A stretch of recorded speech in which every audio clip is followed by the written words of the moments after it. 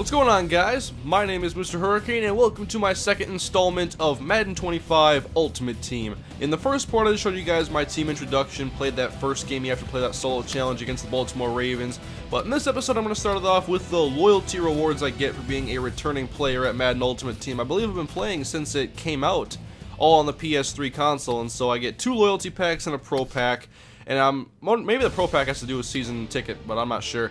And so in this first pack, I pull an Adam Jones. I get Pac-Man right off the bat, and you're gonna notice this year you're gonna get a lot lower rated players than you're probably used to, especially because gold players are now. You can see Adam Jones, a 74 overall, is a gold player apparently.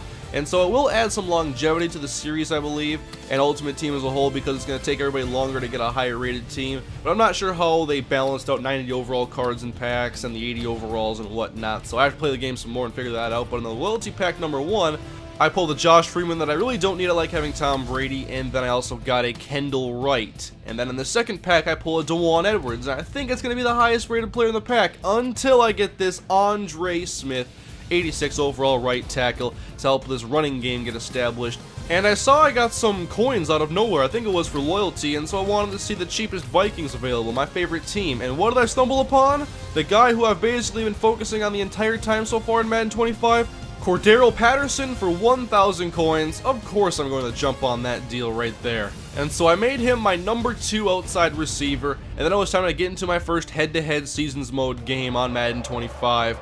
I've enjoyed playing head-to-head seasons on NCAA, which I'm going to be continuing to play still, the Ultimate Team on there. But here is Madden 25, and we open it up with a leggy kick from Hecker, as these kickers can't even get it to the end zone anyway. Usually add the lag in there, it's even more difficult. And my opponent takes it out to about the 29-yard line before he is stopped. And so take a look at his depth chart here. We see Joe Flacco an 80, Arian Foster, Torrey Smith, Des Bryant, and Lance Briggs, a very nice 88 overall card. But now into my opponent's first possession. You can see the lag monster is still affecting us. I was the host in this game. I'm not sure really what was wrong.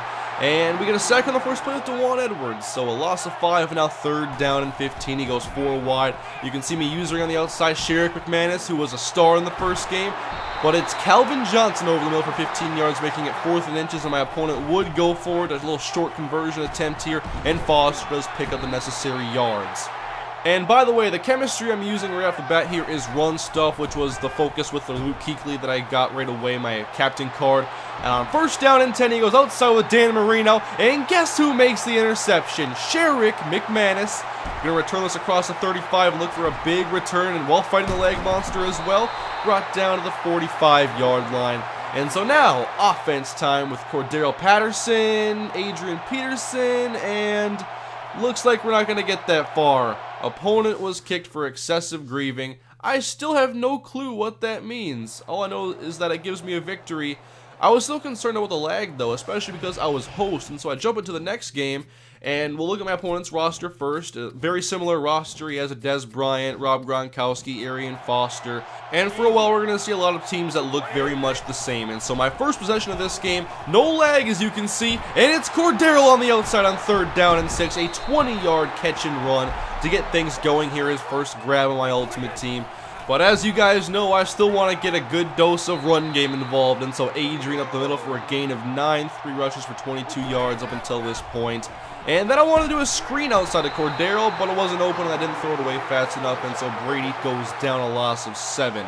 Need to get rid of it in that situation. And then on 2nd down and long, more pressure off the edge, and Brady goes down again for a loss of 7, 3rd down and 24 coming up. And basically here, I decided to go with basically a throwing punt, which means I'm going to throw it long. If he intercepts it, I'm kind of okay with that. I was going to punt it on 4th and long anyway. And so I take my shot long. Wasn't a very good one. Interception at the 5-yard line. He goes backwards a little bit and then is brought down to the 3-yard line. And so my opponent will take over now. A poor first drive for me after back-to-back sacks and interception. And he goes to the run game, and I have the run stuff chemistry, and so I'm like, bring it. I'm ready for Arian Foster, the 73 overall, whatever he is. And you can see so far, so good. 2 runs equate to 3 yards, and now 3rd down and 7. He goes for another run, and the ankle tackle, give it to me. There we go. And that's going to make it 4th down and 8. And so that made me very happy that I chose Luke Kuechly as my captain, and now the punt back deep. It's Sherrick McManus from the 45-yard line. We'll cross over into enemy territory and get it out to about the 38-yard line where we set up shop and hopefully get a score here with 23 seconds to play in the first half. Quick throw outside. Marshall makes the catch with a linebacker on coverage all the way to the 24 for a first down. And then Brady on 1st and 10. I'll go outside. Nice touch pass to the sideline. And Demarius Thomas with nice footwork on the sideline inbounds. And now looking for the touchdown. And who am I looking to on the outside? It's Cordero Patterson for the score. 7-0 Narwhals as we take the lead before halftime. And now we'll transition to the third quarter. My opponent has it. It's 3rd down and 10. From his own 26-yard line. And he hooks up outside with Des Bryant. A nice catch beyond the 40-yard line. And he was one of the guys I had a lot of trouble with in this game. The run defense played well, but the pass defense was spotty at times. Tosses it outside, and once again, Arian Foster. Nowhere to go as my defense swarms to the football. And so can we get a stop on 3rd down and 6? 41 seconds to play in the third quarter. And Marino outside. Great route by Bryant. Good timing on the pass, and he hooks up with Des Bryant again. But he gets injured on the play, and so that takes away his biggest passing threat, and he goes back to the ground game. And it's still not working. Arian Foster backwards for a loss of 7. And every time I get him caught in these long yardage situations, he comes back with a throw, and this time it's Gronkowski making the catch, getting the lost yardage back, and then some, a 14-yard catch. As we go to the fourth quarter, it's only a 7-point game.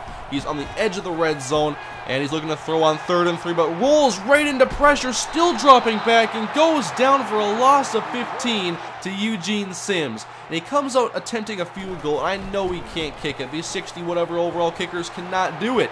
And I want to take the risk. Rather than take the guaranteed good field position, I'm taking the return with McManus and trying to see what I can do across the 20. Got to make a cut here inside 2 defenders, but then it's brought down to the 30, and so the risk does not pay off. But I wanted to take the chance anyway.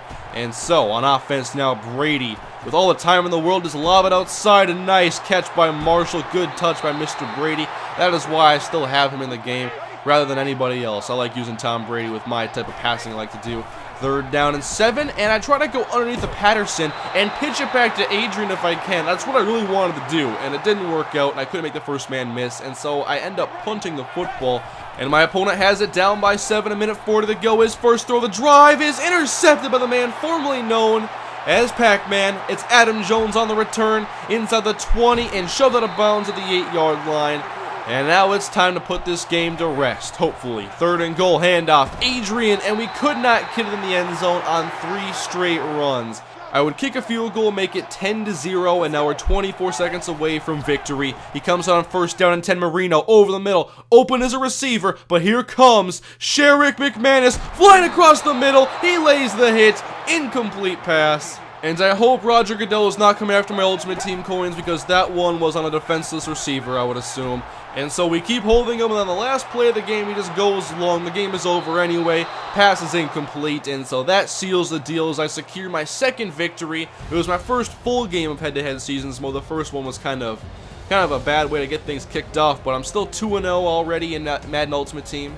For this victory, I was awarded 950 coins, bringing my total to over 13,000. And let's look at this hit one more time by Sherrick McManus, who continues to make plays through the first few games of my Ultimate Team. As long as he continues to, he's going to keep getting playing time. And now we're going to close things out with a beginner pack to see what I can get here. A Sean Sweezum. I love this because I don't want to have one of those low-rated kickers that struggles to make a 45-yarder. I don't want to have to deal with that, especially online. And then I get a Roman Harper strong safety card, and the Jets and Giants versions of MetLife Stadium. That was kind of cool that I got both of them. And so, guys, that concludes episode 2 of Madden 25 Ultimate Team. Much more is on the way. Please leave your feedback in the comment section below. Leave a like if you enjoyed, and subscribe if you are new to my channel. Thanks for watching, guys. I'll see you later.